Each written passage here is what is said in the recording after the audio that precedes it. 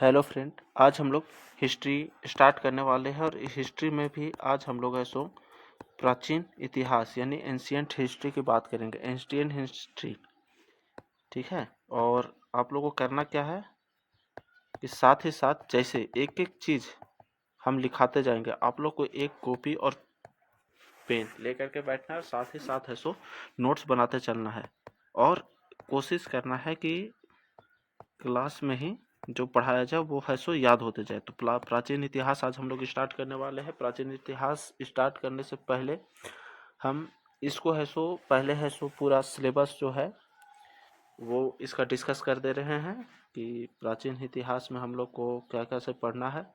और उसके बाद है सो हम लोग है सो जो उसका पहला टॉपिक है उसको है सो लेकर के चलेंगे, यानी उसको है सो पढ़ना स्टार्ट करेंगे।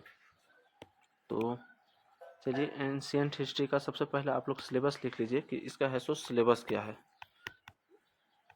सिलेबस पर बात करें तो सिलेबस में है सो पहला जो सिलेबस है वो है सो हम लोग को पढ़ना है, क्या पढ़ना है, पाषाण काल। यानी पाषाण काल लिखते चलिए, साथ साथ में लिखते चलिए, पाषाण काल, ठीक है, जिसे कहा जाता है इंग्लिश में स्टोन एज। दूसरा हम लोग को पढ़ना है सिंधु घाटी सभ्यता, सिंधु घाटी सभ्यता, सिंधु घाटी सभ्यता। फिर हम लोग को पढ़ना है सिंधु घाटी सभ्यता, उसके बाद फिर पढ़ना है वैदिक सभ्यता, वैदिक सभ्यता। वैदिक सभ्यता के बाद हम लोग पढ़ेंगे बौद्ध धर्म एवं जैन धर्म, बौद्ध धर्म एवं जैन धर्म। साथ ही साथ नोट करते जाइए, एकदम बिल्कुल हैवी नोट तैयार हो जाएगा आप लोग को। और इतना बार रिवाइज करेंगे क्लास में ही सभी चीज़ों को कि आप लोग को एकदम बिल्कुल क्लास में ही मतलब याद करवा करके भी भेजना है। उसके बाद बौद्ध धर्म जैन धर्म के बाद हम लोग पढ़ेंगे मगध साम्राज्य, ठीक है, मगध साम्राज्य। मगध साम्राज्य पढ़ेंगे, मगध साम्राज्य पढ़ना है। उसके बाद फिर हम लोग को पढ़ना है, मगध साम्राज्य के बाद पढ़ना है ब्राह्मण्य समाज,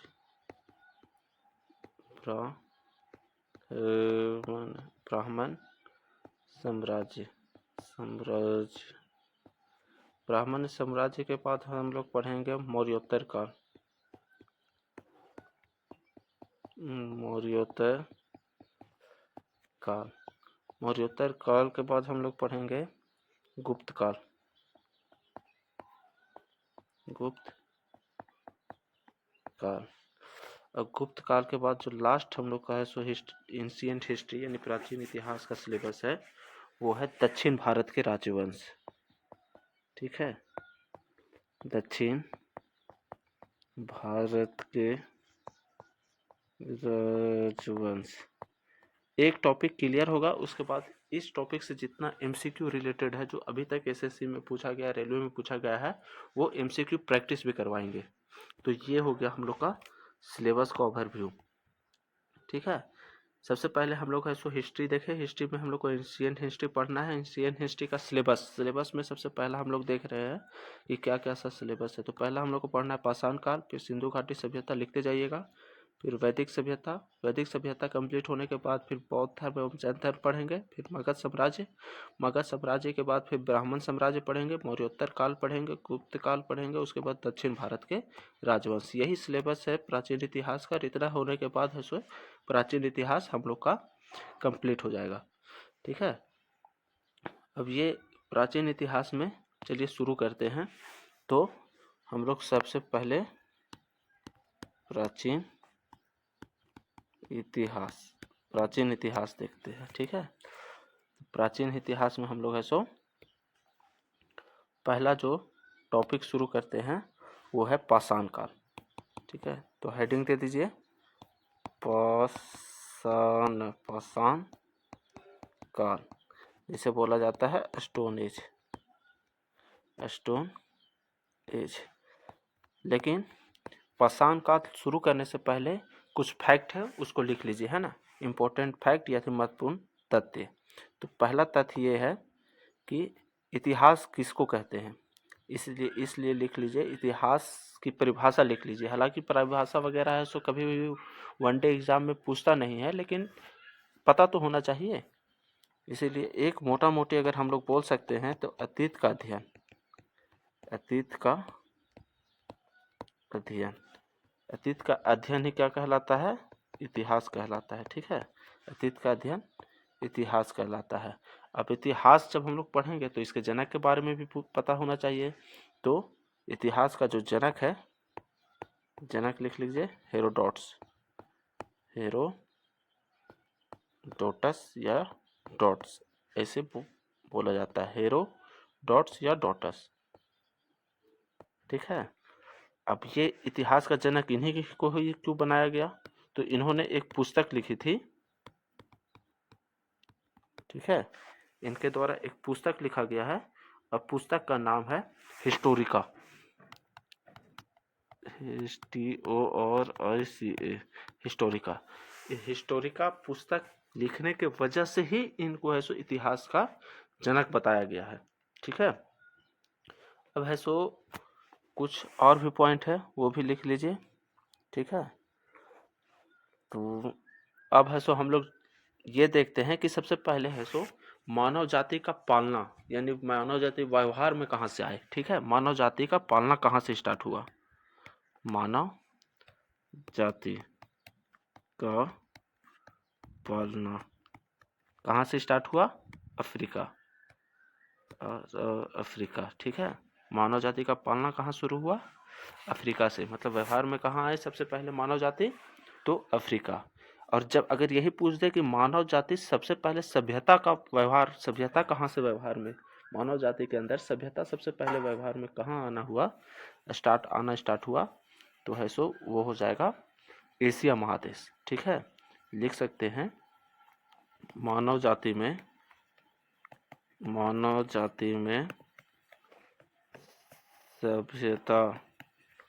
सभ्यता का पालना, पालना मतलब क्या? व्यवहार में लाना। मानव जाति सबसे पहले अपने अंदर सभ्यता, मतलब कि कहाँ के मानव जाति सबसे पहले है सो सभ्यता अपने अंदर व्यवहार में लाए, तो क्या हो जाएगा? Asia, Asia. ठीक है, एशिया महादेश, एशिया महादेश। साथ ही साथ लिखते जाइए, एकदम बिल्कुल हैवी नोट्स आप लोग का तैयार हो जाएगा। ये कुछ इंपॉर्टेंट फैक्ट था। अब है सो अब हम लोग देख रहे हैं इतिहास। इतिहास जो है यानी इतिहास यानी हिस्ट्री और हिस्ट्री, इतिहास। इतिहास को हम लोग है सो 3 कालखंड में बांटते हैं। ठीक है, 3 कालखंड कौन कौन सा है देख लीजिए। पहला जो कालखंड है वह है प्रागैतिहासिक काल, प्रागैतिहासिक काल। उसके बाद जो दूसरा कालखंड है वह है कौन सा है? आद ऐतिहासिक काल।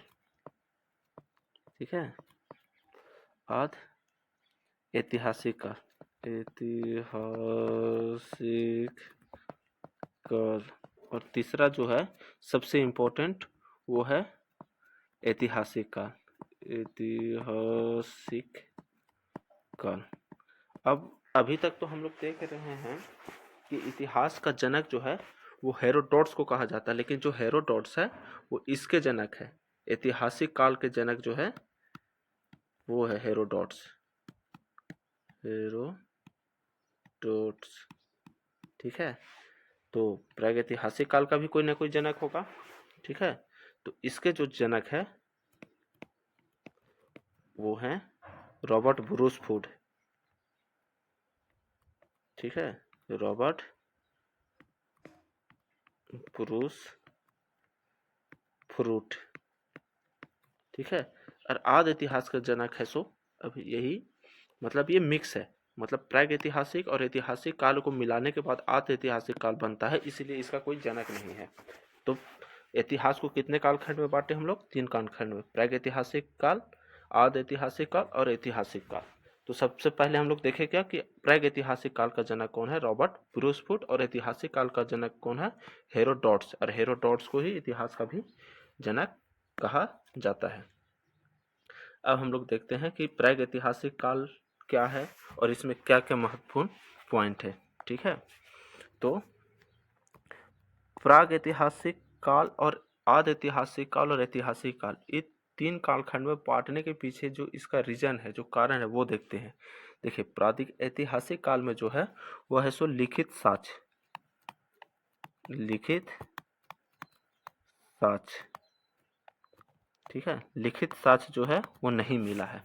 मतलब उस समय जो मानव जाति पाई जाती थी उन्हें पढ़ना लिखना कुछ नहीं आता था, इसीलिए वे है सो लिखित साक्ष्य अब नहीं छोड़ पाए। ठीक है, इसमें है सो पुरातात्विक स्रोत मिला है कि नहीं, ये भी देख लेते हैं। पुरातात्विक स्रोत, चूंकि मनुष्य व्यवहार में आए तो इन्होंने कुछ ना कुछ ऐसा कार्य किया होगा जो किसी कारणवश छूट गया हो, जैसे पत्थर का औजार बना लिए, तो वही सब हो गया पुरातात्विक स्रोत। तो पुरातात्विक स्रोत मिला है। ठीक है, तो पुरातात्विक स्रोत मिला है। पुरातात्विक स्रोत मिला तभी तो पता चला कि मानव जाति है सो उस समय व्यवहार में थे, मतलब उस समय मानव जाति धरती पे पाए जाते थे। उसके बाद फिर है सो इस समय जो मानव जाति पाए जाते थे उसे क्या कहा जाता है, तो उस समय जो मानव जाति पाए जाते थे उसे आदि मानव कहा जाता था। ठीक है, आदि मानव कहा जाता था। अब यही है मोटा मोटी प्राग ऐतिहासिक काल। ठीक है, अब आ जाइए आद ऐतिहासिक काल। आद ऐतिहासिक काल में क्या है, तो इसमें है सो लिखित साक्ष्य मिला है। हाँ बिल्कुल, लिखित साक्ष्य जो हम लोग को है सो मिला है आद ऐतिहासिक काल में। लिखित साक्ष्य क्या है सो मिला है। ठीक है, उसके बाद लिखित साक्ष्य जो मिला वो पढ़ा गया, लिखित साक्ष्य जो मिला वो पढ़ा नहीं गया, इसीलिए इसको बोला गया है आद ऐतिहासिक काल। लिखित साक्ष्य मिला तो, लेकिन वो है सो पढ़ा नहीं गया। अब बात करें पुरातात्विक स्रोत का, तो बिल्कुल पुरातात्विक स्रोत तो मिलेगा ही मिलेगा, क्योंकि मानव व्यवहार में थे तो कुछ ना कुछ काम करते थे, जैसे हथियार बना लेना, पत्थर यूज करना, कुछ ना कुछ निशान छोड़ देना। तो वैसा कुछ जो चीज भी मिला उसे पुरातात्विक स्रोत बोला गया है, तो बिल्कुल मिलेगा। और इस समय है सो मानव है सो कांसा का प्रयोग करना प्रारंभ कर दिए थे। ठीक है, तो इसीलिए इस कालखंड को कांस्ययुगीन सभ्यता भी कांस्ययुगीन सभ्यता कहा जाता है, या ये भी बोल सकते हैं कि इसी समय आग ऐतिहासिक काल के समय ही कांस्ययुगीन सभ्यता पनपी थी। ठीक है, और इसी समय है सो प्रथम नगरीय सभ्यता भी हम लोग को मिला था। प्रथम नगरीय सभ्यता जिसे क्या बोला गया है, सिंधु घाटी सभ्यता। मतलब जो सिंधु घाटी सभ्यता है वो आद ऐतिहासिक काल के समय का है। इस समय है सो लिखित साक्ष्य मिला है, लेकिन अभी तक इसको है सो पढ़ा नहीं गया है। ठीक है, अब आ जाइए ऐतिहासिक काल। ऐतिहासिक काल का जनक तो बता ही दिया, हेरोडोटस है जो इतिहास का भी जनक है।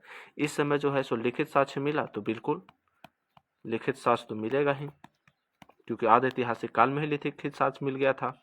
तो ये पढ़ा गया कि नहीं, पढ़ा गया कि नहीं, बिल्कुल, तो पढ़ा भी गया है। ठीक है, अब इस ऐतिहासिक काल के समय कौन कौन सा कालखंड आता है, तो आता है वैदिक काल, और इसके बाद का जितना कालखंड है, इसके बाद का जितना कालखंड है सारा आ जाता है ऐतिहासिक काल में।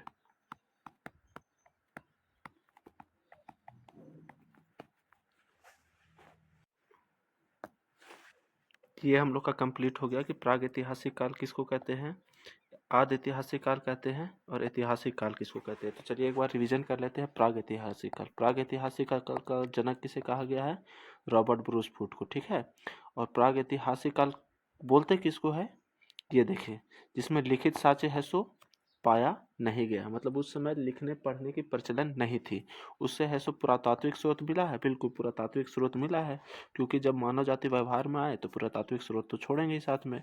उस समय जो मानव जाति पाए जाते थे उस मानव जाति को क्या बोला जाता था? आदि मानव। अब आ जाइए आदि ऐतिहासिक काल। आदि ऐतिहासिक काल में हम लोग को लिखित साक्ष्य मिला है, बिल्कुल लिखित साक्ष्य मिला है।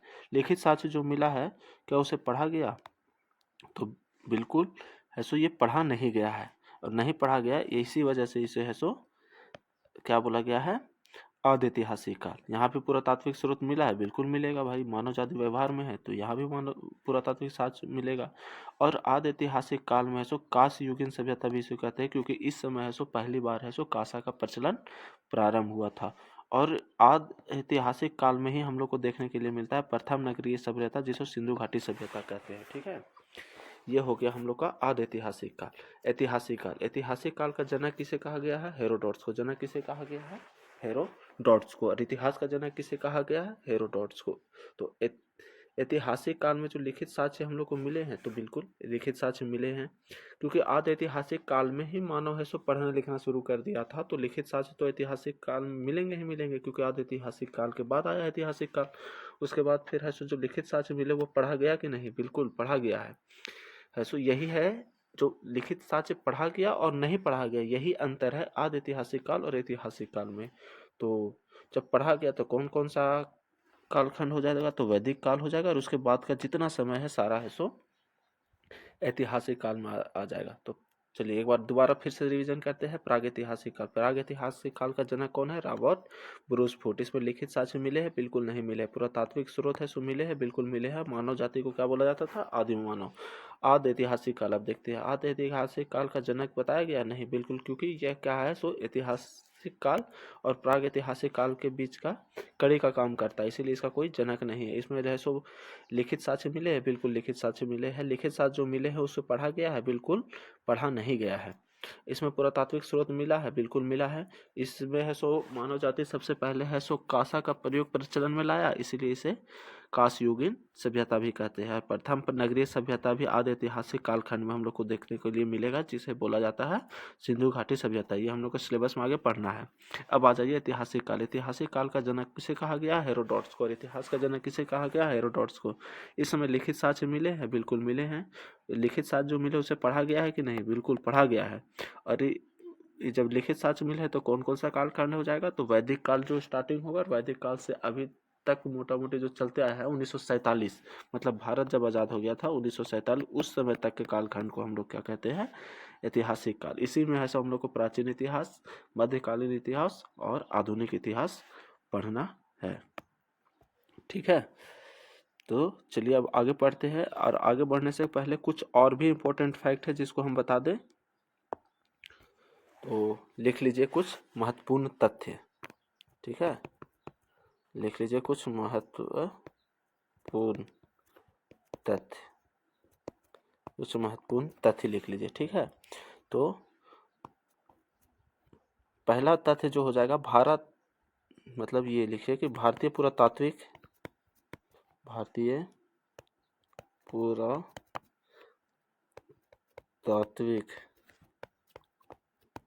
सर्वेक्षण, भारतीय पुरातात्विक सर्वेक्षण की स्थापना,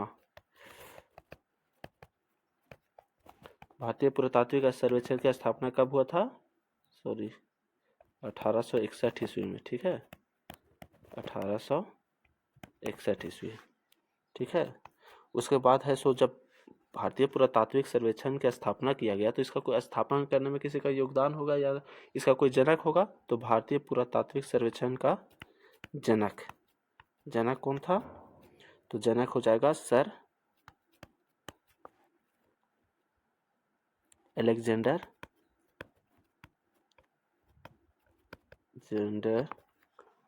कनिंघम। Sir Alexander Cunningham. ठीक है, जनक कौन सा हो जाए? Sir Alexander Cunningham. ठीक है, और भारतीय पुरातात्विक सर्वेक्षण की स्थापना हुआ तो इसका कहीं ना कहीं संग्रहालय भी होगा, तो इसका भारतीय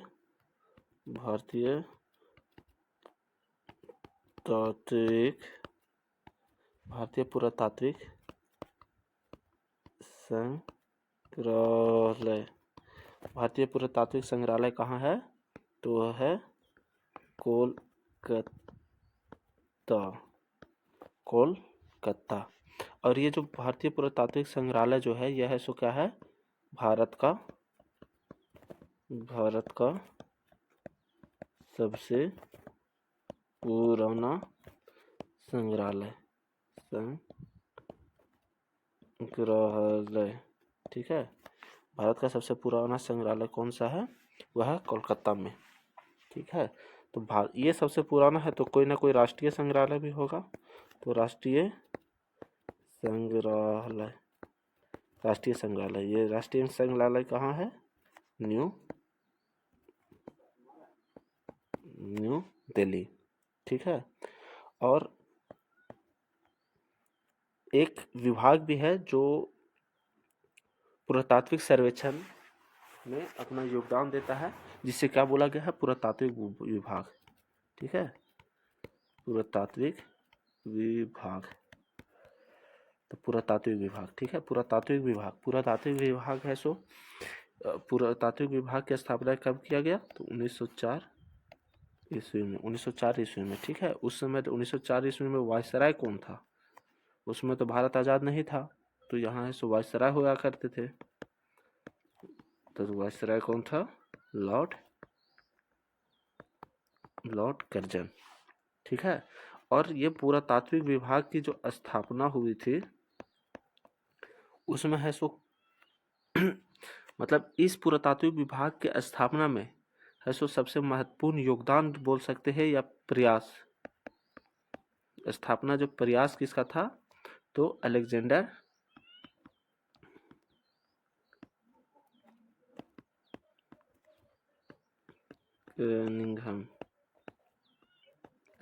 कनिंघम। ठीक है, यही सर अलेक्जेंडर कनिंघम जो भारतीय पुरातात्विक सर्वेक्षण की स्थापना 1861 में जो करवाए थे, वही सो पुरातात्विक विभाग की स्थापना में इनका योगदान था। ठीक है, तो महत्वपूर्ण जो फैक्ट था वो देख लेते हैं, एक बार फिर से रिवीजन कर लेते हैं। भारतीय पुरातात्विक सर्वेक्षण की स्थापना कब हुई? 1861। भारतीय पुरातात्विक सर्वेक्षण की स्थापना कब हुई? 1861। भारतीय पुरातात्विक सर्वेक्षण की स्थापना 1861 में हुई। इसका है सो जनक कौन था? Sir Alexander Cunningham. उसके बाद है सो भारतीय पुरातात्विक संग्रहालय कहाँ पे है? तो कलकत्ता में। और जो राष्ट्रीय संग्रहालय है भारत का वो कहाँ पे है? न्यू दिल्ली में। उसके बाद फिर पुरातात्विक विभाग की स्थापना जो किया गया था 1904 ईस्वी में, लॉर्ड कर्जन वायसराय थे उस समय। ठीक है, पुरातात्विक विभाग की स्थापना कब किया गया? 1904 ईस्वी में। उस समय वायसराय कौन थे? बहुत बार पूछा है ये कि उस समय वायसराय कौन थे? तो लॉर्ड कर्जन। ठीक है, और स्थापना में है सो सबसे महत्वपूर्ण योगदान या सबसे ज्यादा स्थापना करने में प्रयास कौन किया था? तो अलेक्जेंडर कनिंघम सर। ठीक है, ये हो गया इंपॉर्टेंट फैक्ट। अब चलिए, अब हम लोग है सो शुरू करते हैं नेक्स्ट टॉपिक, पाषाण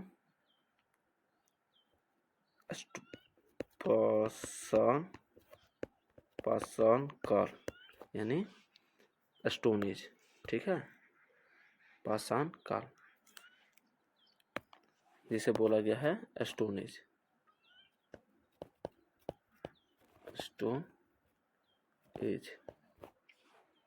ठीक है।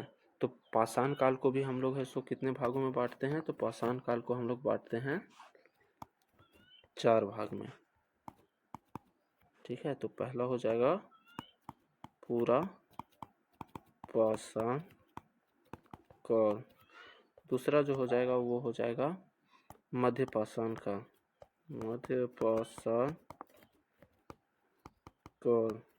तीसरा जो हो जाएगा वो हो जाएगा नवपाषाण काल,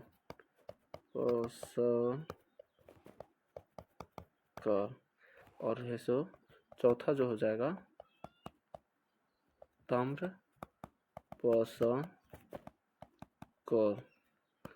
पाषाण काल। ठीक है, ये हो जाएगा, पहला जो हो जाएगा पूरा पाषाण काल, दूसरा हो जाएगा मध्य पाषाण काल, तीसरा हो जाएगा नवपाषाण काल, चौथा हो जाएगा ताम्र पाषाण काल। हालांकि इनका टाइम पीरियड जो होता है वो नहीं पूछा जाता, लेकिन फिर भी इसको बता दे रहे हैं कि ये टाइम पीरियड हर एक बुक में आपको वेरिएशन देखने के लिए मिलेगा, कहीं कुछ लिखा रहेगा, कहीं कुछ लिखा रहेगा। तो इसमें विविधता होने के कारण ही है तो इसे आज तक पूछा भी नहीं गया है, लेकिन फिर भी लिख लीजिए। जो पूरा पाषाण काल है वह कब से है? 20 लाख ईसा पूर्व से 12,000 ईसा पूर्व तक। ठीक है, जो पूरा पाषाण काल का समय है वो 20 लाख ईसा पूर्व से 12,000 ईसा पूर्व तक। और मध्य पाषाण काल का समय कब माना गया है? तो 12,000, चूंकि पूरा पाषाण काल खत्म हो गया तो मध्य पाषाण काल शुरू होगा। तो 12,000 ईसा पूर्व से कितना तक? 10,000 ईसा पूर्व का जो समय है वो मध्य पाषाण काल माना गया है। और 10,000 ईसा पूर्व से 10,000 ईसा पूर्व से 3,000 ईसा पूर्व का समय जो है सो नव पाषाण काल का समय माना गया है। और ये ताम्र पाषाण काल चूंकि यहाँ पे है सो मानव है ना, है सो सबसे पहले धातु के रूप में तांबा का प्रयोग किया। तो इसलिए इस युग को है सो ताम्रपाषाण काल बोला गया है। ठीक है, अब है सो हम लोग देखते हैं कि पूरा पाषाण काल। तो कहीं कहीं पे पूरा पाषाण काल लिखा रहेगा वो तो ठीक ही है, लेकिन इसका है सो कुछ है सो और भी नाम है, कुछ साइंटिफिक नाम बोल सकते हैं इसको। जैसे पूरा पाषाण काल को क्या बोला जाता है? पोलियोलिथिक पीरियड। ठीक है,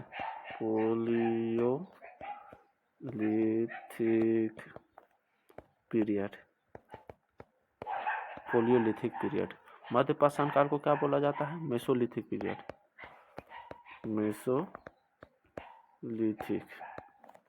ठीक है, मध्य पाषाण काल को क्या बोला जाता है? मेसोलिथिक। और नव पाषाण काल को क्या बोला जाता है? नियोलिथिक कहा जाता है नव पाषाण काल को। अब आ जाइए ताम्र पाषाण काल। ताम्र पाषाण को क्या कहा जाता है? चिरकोलिथिक या चिल्कोलिथिक। ठीक है, चिल्कोलिथिक पीरियड। ठीक है, चिरकोलिथिक पीरियड या चिरकोलिथिक पीरियड जो रहा। ये हो गया हम लोग को पाषाण काल का विभाजन। ठीक है, पाषाण काल को कितने भागों में बांटते हैं? तो मुख्य रूप से 3 ही भागों में बांटते हैं। वो ताम्र पाषाण काल, वो पाषाण काल नहीं हो जाएगा, वो धातु युग में आ जाएगा। इसमें धातु का प्रचलन प्रारंभ हो गया था। तो पाषाण काल में है सो हम लोग क्या पढ़ेंगे? पूरा पाषाण काल, मध्य पाषाण काल और नव पाषाण काल। ठीक है, तो अब आ जाइए पूरा पाषाण काल। तो पूरा पाषाण काल बोलते क्या है, इस समय क्या क्या सब प्रचलन में आया ये देख लेते हैं। तो पूरा पाषाण काल में सबसे पहले है सो इस समय है सो मानव द्वारा पत्थर का प्रयोग किया गया था, और पत्थर का प्रयोग करके है सो औजार बनाया गया था।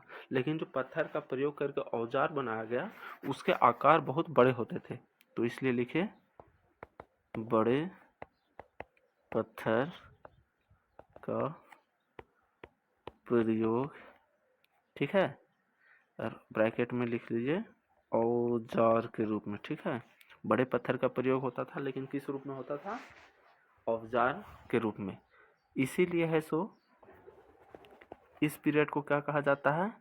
मैक्रोलिथिक। मैक्रो मतलब बड़ा, MACROLITHIC, ये हो जाए मैक्रोलिथिक। मतलब है सो मैक्रो मतलब बड़ा, यानी मैक्रोलिथिक बोला जाता है, क्योंकि उस समय सो बड़े पत्थर का प्रयोग। इसमें सबसे महत्वपूर्ण काम क्या हुआ था पूरा पाषाण काल में? तो आग की खोज हो गई थी।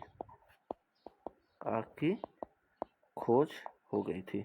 देखिए हम क्या बता रहे हैं कि आग की खोज हो गई थी, लेकिन आग का प्रयोग कैसे करना है इसका ज्ञान मानव को उस समय नहीं था।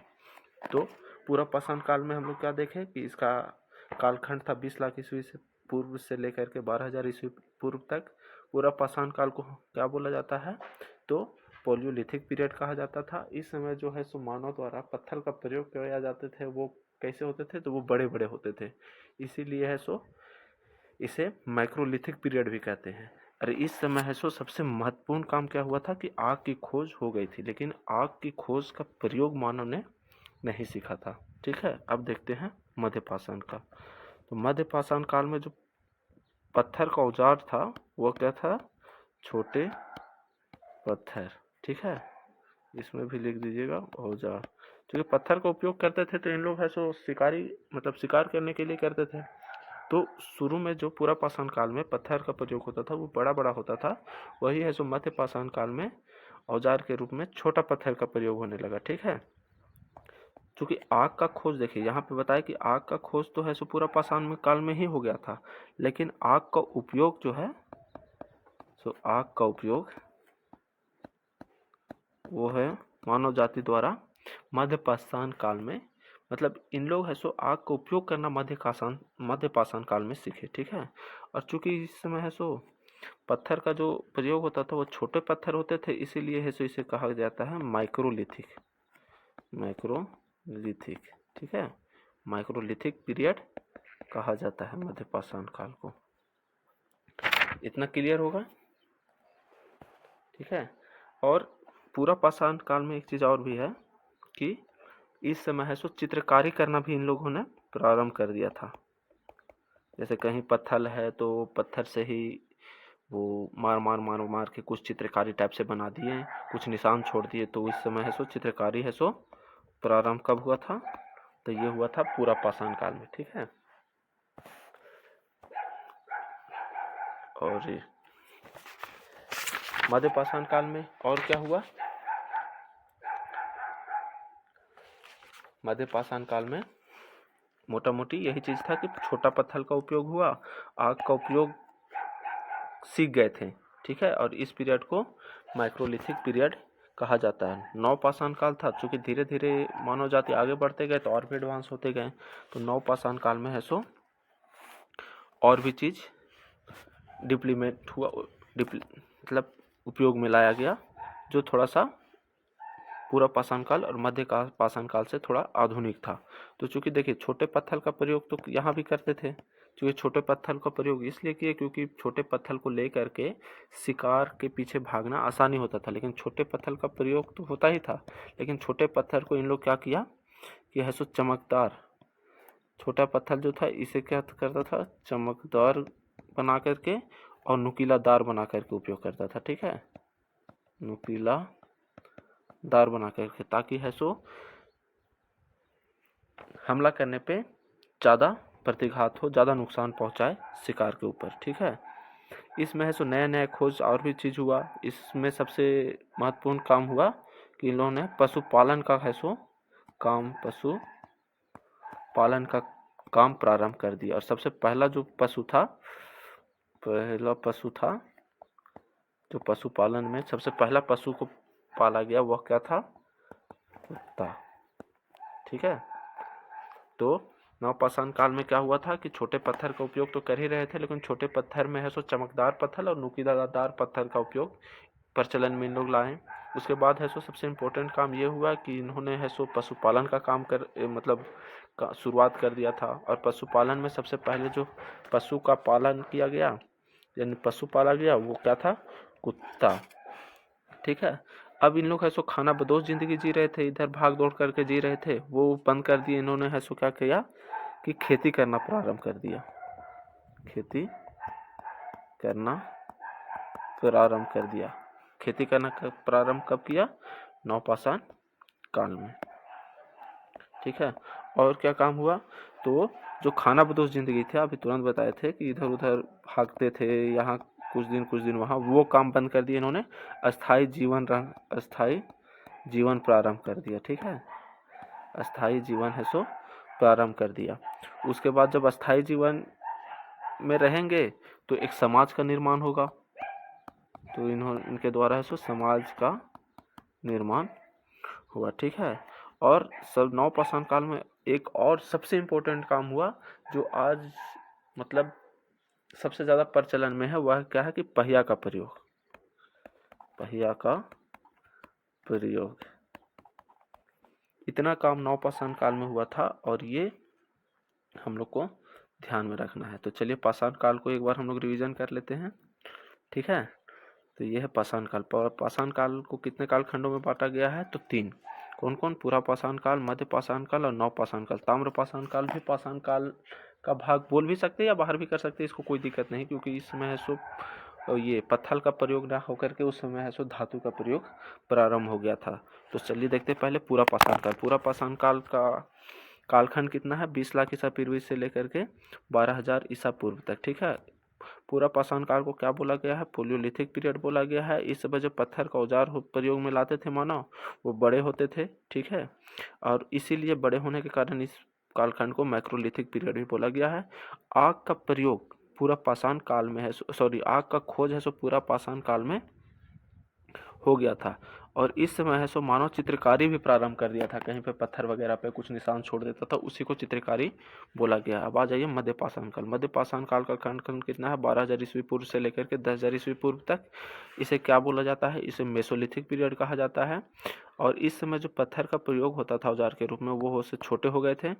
और आग का उपयोग, आग का खोज तो पूरा पाषाण काल में हो गया था, लेकिन आग का उपयोग कब प्रारंभ हुआ? मध्य पाषाण काल में। क्योंकि औजार इस समय छोटे हो गए थे, तो इसीलिए इसे माइक्रोलिथिक पीरियड भी कहा गया है। अब आ जाइए नवपाषाण काल को। नवपाषाण काल का कालखंड कितना? 10,000 ईसा पूर्व से लेकर के 3,000 ईसा पूर्व तक। इसे क्या बोला गया है? Neolithic period. ठीक है, नवपाषाण काल को क्या बोला गया है? Neolithic period. इस समय जो है सो जो हथियार होते थे वो छोटे होते थे और नुकीलेदार होते थे, ताकि है सो ज्यादा घातक हो। ठीक है, मतलब हथियार जो थे वो आधुनिक हो गए थे। और पशुपालन का भी सबसे पहले प्रयोग कब किया? सॉरी, पशुपालन है सो सबसे पहले उपयोग में कब लाए? नवपाषाण काल में। और पहला जो पशु था जिसे है सो पाला गया था, वो क्या था? खेती, सॉरी कुत्ता। और खेती करना भी प्रारंभ कब हुआ? नवपाषाण काल में। अस्थायी जीवन प्रारंभ कर दिए थे। चूंकि अस्थायी जीवन में रहेंगे तो एक समाज का निर्माण होगा। और इस समय है सो और भी सबसे महत्वपूर्ण काम क्या हुआ था कि पहिया का प्रयोग होने लगा था। ताम्रपाषाण काल देख लेते हैं। ताम्रपाषाण काल में है तो सबसे पहले जो धातु का प्रयोग किया गया था, सबसे पहले जिस धातु का प्रयोग किया था कौन सा था? तांबा। और ताम्रपाषाण काल को क्या कहा जाता है? चिल्कोलिथिक पीरियड कहा गया है। ठीक है, ये हो गया पाषाण काल खत्म। अब है सो कुछ और इम्पोर्टेंट फैक्ट है वो लिखवा देते हैं। तो लिखिए, मानव द्वारा खोजा गया पहला धातु, लिखते जाइए जैसे जैसे बोलते जा रहे हैं, लिखते जाइए। मानव द्वारा खोजा,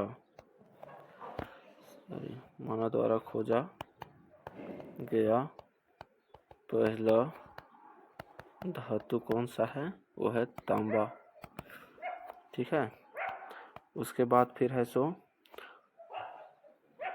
पहला पालतू जानवर कौन था? कुत्ता। नवपाषाण काल में भी हम पढ़ाए हैं। ठीक है, पहला औजार, पहला प्रयोग में लाया गया औजार कौन सा था? कुल्हाड़ी,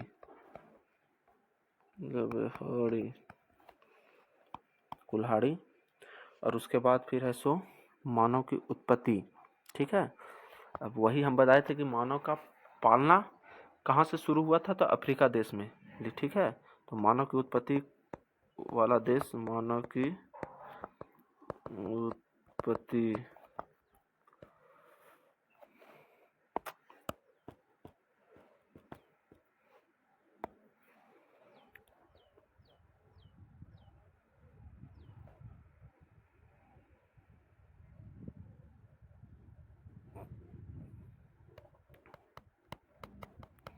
उत्पत्ति कहाँ से स्टार्ट हुआ था? अफ्रीका। ठीक है, और सभ्यता की उत्पत्ति पूछेगा तो सभ्यता की उत्पत्ति कहाँ? तो एशिया से। ठीक है, उसके बाद फिर है सो जो मानव जाति है, मानव जाति, इसे क्या कहा गया है? होमो सेपियंस, सेपियंस, ठीक है। मानव जाति को क्या बोला गया है? होमो सेपियंस।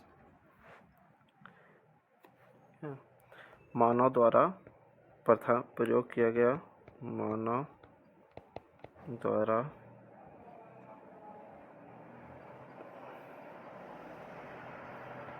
प्रयोग किया गया प्रथम फसल, प्रथम फसल कौन सा था? तो सबसे पहला था जौ, दूसरा गेहूं, तीसरा जो था वो था चावल। आगे पढ़ाएंगे कि जौ का साक्ष्य कहाँ से मिला, गेहूं का साक्ष्य कहाँ से मिला, चावल का साक्ष्य कहाँ से मिला। क्योंकि ये इंपॉर्टेंट फैक्ट है, वन लाइनर फैक्ट है, इसीलिए इसको यहाँ पे बता दिए हैं। ठीक है, इतना इंपॉर्टेंट फैक्ट था, इसको याद रखना है।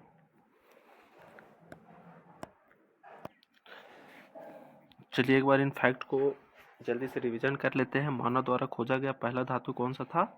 तांबा। पहला पालतू जानवर कौन सा है? कुत्ता। पहला प्रयोग में लाया गया औजार कौन सा है? कुल्हाड़ी। मानव की उत्पत्ति कहाँ से हुई है? अफ्रीका महादेश से। लेकिन मानव जाति में सभ्यता की उत्पत्ति कहाँ से हुई? तो एशिया महादेश से। मानव जाति को क्या बोला जाता है? होमो सेपियंस। ठीक है, यह है सो क्या हो गया? साइंटिफिक नेम हो गया। ठीक है, ये हो गया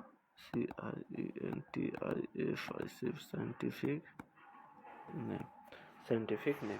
अब मानव द्वारा प्रयोग किया गया प्रथम जो फसल है, सबसे पहले मानव ने है सो, पहले तो मानव खानाबदोश जिंदगी जीते थे, शिकार करते थे, उसी पे जिंदा रहते थे। धीरे धीरे इन्होंने है सो फसल का प्रयोग किया, खेती बाड़ी का प्रयोग किया। तो सबसे पहले जब खेती किए तो किस फसल का किए थे? जौ का, फिर गेहूं का और उसके बाद चावल का।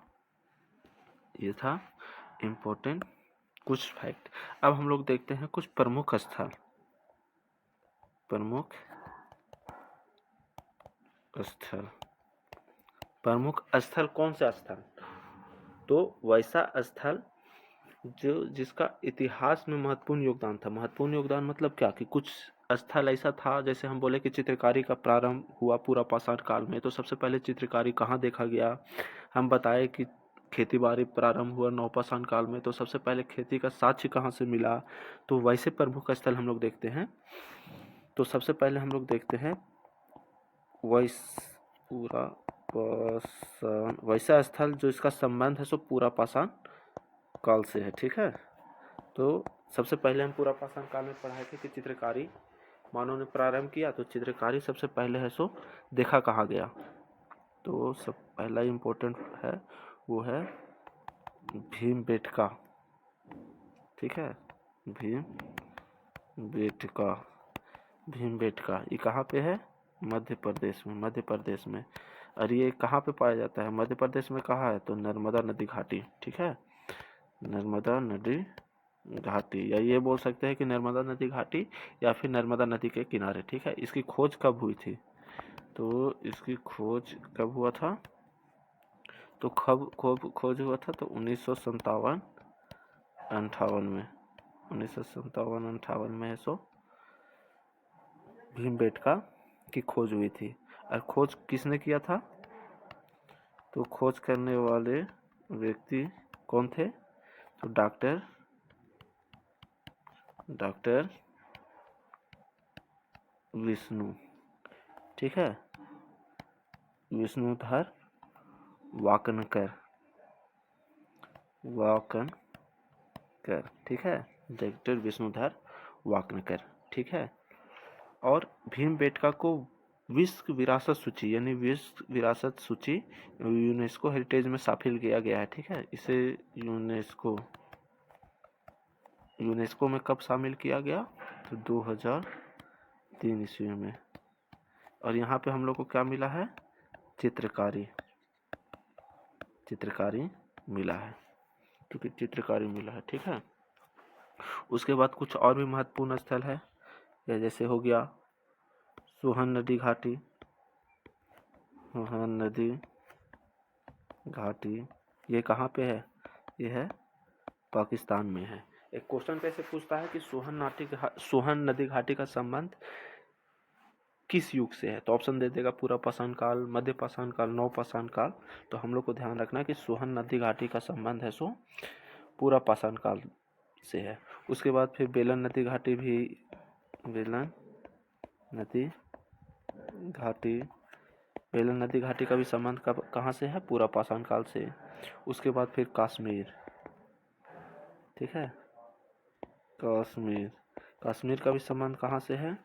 तो पूरा पाषाण काल से। उसके बाद फिर और क्या देखते हैं? थार मरुस्थल, थार मरुस्थल का भी संबंध है सो पूरा पाषाण काल से है, ठीक है। ये हो गया पूरा पाषाण काल का कुछ प्रमुख स्थल। और बाकी और डिटेल पढ़ाएंगे, जैसे है सो पाकिस्तान के बलूचिस्तान में जैसे मेहरगढ़ स्थित है, वो है सो सुलेमान और किरधर पहाड़ियों के बीच कृषि का साक्ष्य जो मिला है, ये सब आगे बताएंगे। तो इतना जो स्थल है इसका संबंध, मतलब कौन सा स्थल का संबंध कहाँ से है, ये ध्यान रखिएगा। पूरा पाषाण काल हो गया। अब हम लोग देखते हैं मध्य पाषाण काल, ठीक है।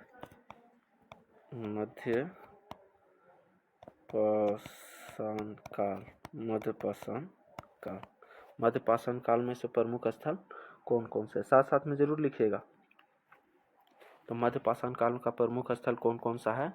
तो है पहला जो स्थल हो जाएगा वो है आदमगढ़, आदमगढ़, आदमगढ़ कहाँ है? मध्य प्रदेश। अब ये आगे बताएंगे कि आदमगढ़ से क्या मिला, ठीक है, और ये क्यों, इसको हम लोग को देखना है कि आदमगढ़ का संबंध मध्य प्रदेश में जो आदमगढ़ है उसका संबंध मध्य पाषाण काल में से कैसे है, ये आगे बताएंगे। लेकिन अभी प्रमुख स्थल है तो ये सिर्फ ध्यान में रखिए कि आदमगढ़ का संबंध कहाँ से है? तो मध्य पाषाण काल से, ठीक है। तो उसके बाद फिर कौन सा है? मुंगेर, मुंगेर, मुंगेर कहाँ है? बिहार में। इसका भी संबंध कहाँ से है? मध्य पाषाण काल से, ठीक है। उसके बाद फिर तुंगभद्रा नदी, तुंगभद्रा नदी घाटी, तुंगभद्रा नदी घाटी, इसका भी संबंध कहाँ से है? सॉरी, कब से है? तो मध्य पाषाण काल से। उसके बाद फिर कौन सा नदी घाटी हो गया? बेतवा नदी घाटी, बेतवा नदी घाटी, बेतवा नदी घाटी का भी संबंध मध्य पाषाण काल से है। उसके बाद फिर सोन नदी घाटी, सोन नदी घाटी, सोन नदी घाटी का भी संबंध मध्य पाषाण काल से है। उसके बाद बाजौर जो राजस्थान में है, बाजौर, इसका भी संबंध है सो मध्य पाषाण काल से है, ठीक है। अब हम लोग देखते हैं नव पाषाण काल, नव पाषाण काल का कुछ प्रमुख स्थल का, नव पाषाण काल का है सो प्रमुख स्थल कौन कौन से हैं, ठीक है। तो नव पाषाण काल में सबसे प्रमुख जो है वो हो जाएगा मेहरगढ़, मेहरगढ़, मेहरगढ़, मेहरगढ़ कहाँ है? बलूचिस्तान,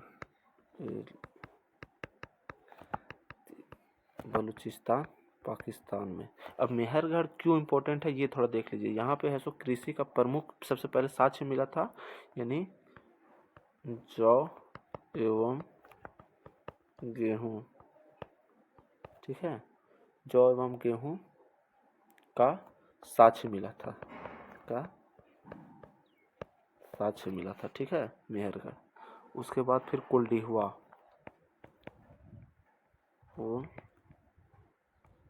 कुलडीहुआ, याद होगा आपको, हम बताए थे कि मानव द्वारा सबसे पहले खेती बाड़ी का प्रयोग कब किया गया? नव पाषाण काल में। तो नव पाषाण काल में जब है सो खेती का प्रयोग हुआ तो खेती से संबंधित साक्ष्य भी नव पाषाण काल में ही मिलेंगे। तो मेहरगढ़ से हम लोग को क्या मिला? जौ एवं गेहूँ का साक्ष्य। उसके बाद फिर कोल्टिवा, कोल्टिवा कहाँ पे है? या यूपी में है, ठीक है, उत्तर प्रदेश में है। कोल्टिवा से क्या मिला हम लोग को? चावल का प्राचीनतम साक्ष्य मिला है, चावल का साक्ष्य मिला। कहाँ से? कोल्डिवा से। कोल्डिवा से क्या मिला? चावल का साक्ष्य मिला। ठीक है। उसके बाद फिर आ जाइए बुर्ज होम, कश्मीर। बुर्ज होम ये कहाँ पे है?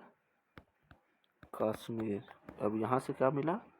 मानव द्वारा कुत्ता को दफनाया गया था। यहाँ पे मतलब कि सबसे पहले है सो यहाँ पे है सो मानव ने कुत्ता को दफनाया था। ठीक है। मतलब मानव कुत्ता पालना प्रारंभ किए थे और जैसे उनके पालतू पशु जो कुत्ता था उनकी मृत्यु हो जाने के बाद वहाँ से दफना दिए थे। इसका साक्ष्य हम लोग को कहाँ से मिला? बुर्ज होम, कश्मीर से। ठीक है। ये था इम्पोर्टेंट जगह, चूँकि मेन यही पूछता है कि मेहरगढ़, कोल्डिवा और बुर्ज होम। तो ये ध्यान रखना है कि मेहरगढ़ से क्या मिला। मेहरगढ़ कहाँ पे है? बलूचिस्तान, पाकिस्तान में। वहाँ पे क्या मिला? जौ एवं गेहूँ को साक्ष्य मिले। कोल्डिवा यूपी में है, वहाँ से चावल के प्राचीनतम साक्ष्य मिले। ऐसा नहीं कि साक्ष्य तो आज भी मिल रहे हैं, जो हम लोग खेती बाड़ी कर रहे थे, लेकिन यहाँ है सो प्राचीनतम साक्ष्य मिले थे। ठीक है। बुर्ज होम, बुर्ज होम कहाँ पे है? कश्मीर में। यहाँ क्या था कि कुत्ता को दफनाया गया था, उसका साक्ष्य मिला था। ठीक है। उसके बाद कुछ और भी है, वो लिख लीजिए। जैसे दमदमा, दमदमा यहाँ पे है सो क्या मिला था कि एक ही कब्र में 3 मानव, एक ही कब्र में 3 मानव को दफनाया गया था। एक ही कब्र में 3 मानव को दफनाया गया था। ठीक है। तो यही इम्पोर्टेंट प्लेस थे। तो प्राचीन इतिहास का जो पहला हम लोग का टॉपिक था वो हो गया कंप्लीट, यानी पाषाण काल हो गया हम लोग का यहाँ पे कंप्लीट। ठीक है। इसको 2-3-4 बार रिवीजन कर लीजिएगा। उसके बाद इससे संबंधित जितना एमसीक्यू है, कुछ पॉइंट छूटा भी होगा तो एमसीक्यू के थ्रू उसको क्लियर कर दिया जाएगा। बाकी नोट्स जो पढ़ाएं एकदम सेम टू सेम नोट्स बना लीजिए। मतलब ये नोट्स किसी भी वन लाइनर एग्जाम के लिए पर्याप्त है, चाहे सीजीएल हो, जीडी हो, सीएचएसएल हो, एमटीएस हो, रेलवे हो। तो साथ ही साथ नोट्स ज़रूर बनाइए। और इसके बाद है सो कोशिश करेंगे कि एमसीक्यू सेशन इसी टॉपिक से संबंधित, जैसे पाषाण काल से अभी तक जितना भी क्वेश्चन पूछा गया है वो ले आए। तो चलिए, धन्यवाद और चैनल को सब्सक्राइब कर लीजिए।